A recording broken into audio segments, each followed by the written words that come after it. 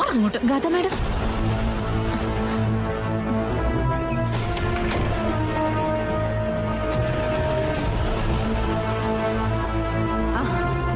മോളെ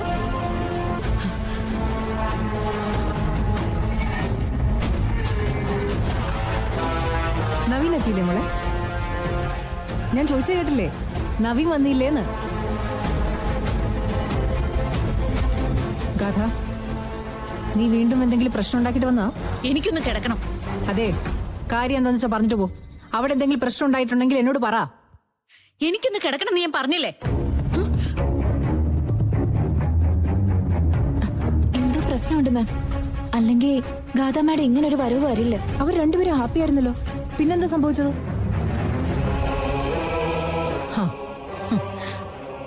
എല്ലാത്തിനുള്ള ആൾക്കാർ അവിടെ തന്നെ ഉണ്ടല്ലോ. ഞാൻ എന്തായാലും ആ സുമിത്രയെ ഒന്ന് വിളിച്ചു നോക്കട്ടെ.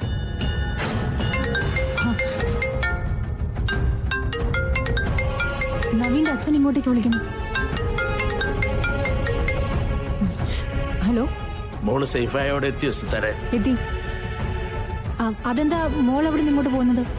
ഞാന് സുമിത്ര വിളിക്കാനായിട്ട് തുടങ്ങുമായിരുന്നു. ഇനി ആരെയും വിളിക്കേണ്ട കാര്യമില്ല.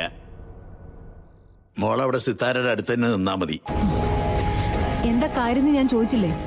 കാണിച്ചു കൂട്ടിയ മര്യാദകേട് എന്തൊക്കെയാണെന്ന് മോളോട് എന്നെ ചോദിച്ചാ മതി സിത്താര.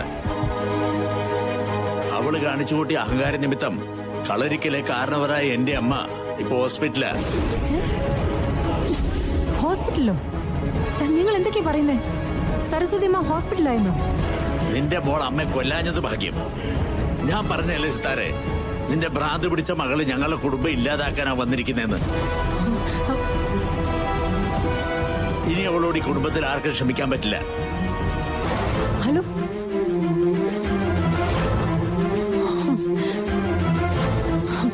കളരിക്കലെ കാര്യമായിട്ട് എന്തോ പ്രശ്നം നടന്നിട്ടുണ്ട്. സരസ്വതി അമ്മ ആശുപത്രിയിലാണെന്ന്. അത് ചിലപ്പോ അവരുടെ വഴക്കിനിടയിൽ പെട്ടുപോയതാവും. പക്ഷെ കാര്യം വളരെ സീരിയസ് ആണല്ലോ സുനി. ആ കീർത്തിയോ നിർമ്മലയോ ഒക്കെ കൈവയ്ക്കുന്ന പോലെ അല്ല ഇത്.